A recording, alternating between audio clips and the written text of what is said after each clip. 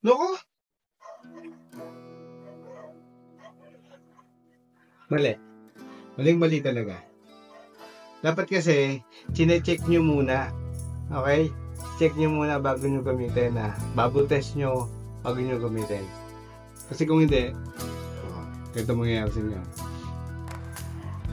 Ano? Diba? Turo ko sa inyo dahil na kung bakit. Okay. Pasok muna. Isagan ni Barao, Isagan ni Barao, Isagan ni Barao, Isagan ni Barao.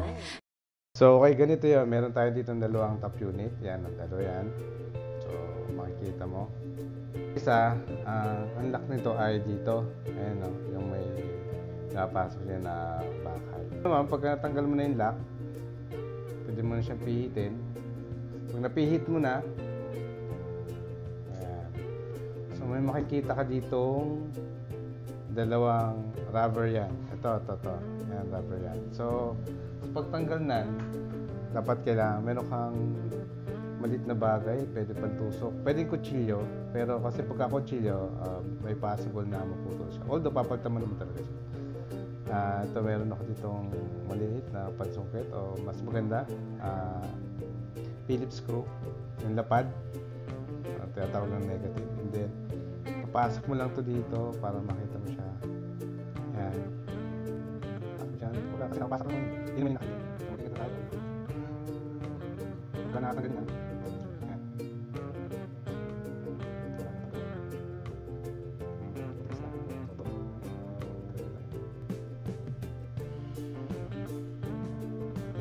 Ayan. Ayan, naipasok ko na. Ayan o. Ayan o.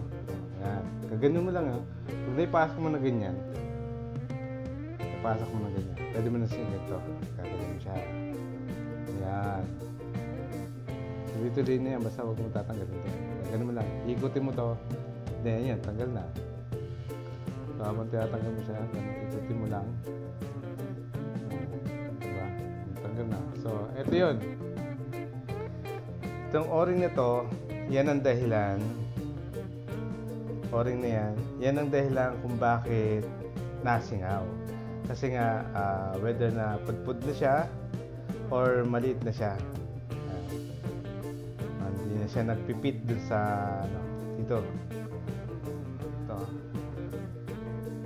Yan, sa butas na yan. Doon, hindi na siya nagpipit, so sumisingaw na siya. Kaya lumalabas dito. Kaya sumisingaw na dito. Kaya doon sa nakita mo kanina, nakita nyo kanina na umaapoy. Dito yung umaapoy sa pihitan. Dito. Ito. Kasi nga, ang ginawa nila, binuksan nila, hindi inabot ng apoy. Inabot ng apoy ito, hindi yan, gliyab. So, pag ito na initan, hindi mo na mahawakan to. Tuloy-tuloy na yung apoy na yun. Kasi, sabihin natin bagong gas yun. Yan. So, dapat talaga i-check natin. So, yan. Ganito yung isa. So, itong isang top unit, ganun din naman. So, eto, wala tong lock. Ano ito, naka-escort talaga siya. So, pihitin lang natin. Pag napihit mo na yan, maluwag na naman yan. Ayun. And then, may ano din siya, gasket din. So, eto, medyo talagang wasted na talaga to. So, same procedure lang gagawin natin. Tutusukin lang natin dito. Yan, pagka naipasok na yan. Kanina nakita nyo. Ayun ayun. Ayun. Ayun yan. Pagka na ganyan nyo na, ikutin nyo lang. Ito, ikutin nyo tong tuloy-tuloy na yan. Ayun, diba natanggal na. Mas madali dito kasi doon sa isa. Kasi doon sa isa mahaba ito eh. Diba?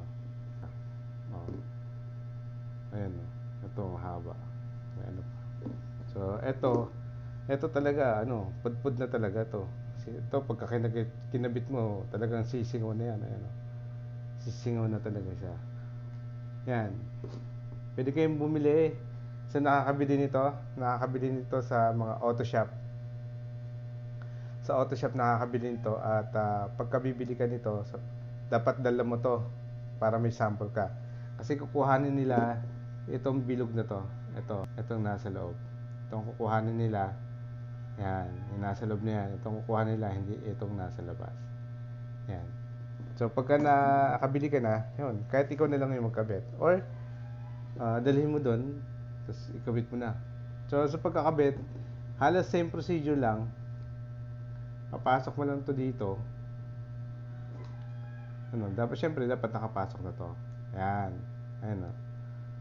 Pag bubalik lang, same procedure lang, then iikot mo lang din to. Ayan o. So, ingatan mo lang kasi bago yan, mamasugatan. Tangkal. So, yan. Pagka ikot mo lang dyan, o. Ayan o. Pagka ano mo na yan, o. Ayan o. Ayan, nakabit na ulit. So, ganun lang. Ganun lang siya kakabit. Tapos tatanggalin. So, alam niyo na kung paano gagawin kapag naka-encounter kayo bumili kayo ng bagong tangke o nagpakarga kayo. Ugaliin niyo po palagi na i-check nyo. Check nyo yan. Ayan, katulad itong nasa video na to. Ayan, check nyo yan. Kanyang pag-check. Bubble test nyo. Then check nyo kung may nabula. Pag nabula, palitan nyo to. Kung gusto nyo palitan, nasa baba yung link. Meron ako dito. Nasa baba yung link dito. Orderin nyo na lang dyan. Tapos kung gusto nyo gawin, mas kumakamura kayo, ito lang palitan nyo. Ayan, sa auto shop nyo ito bibilin. Sa auto shop. Okay? So sana may natutunan kayo doon. Sige, salamat po. Yan, sana may natutunan ka doon. At meron pala akong mga binibenta dito sa baba, yung mga description. Yan, mga nakasulat naman dyan. Sana makabili ka. Thank you sa panonood.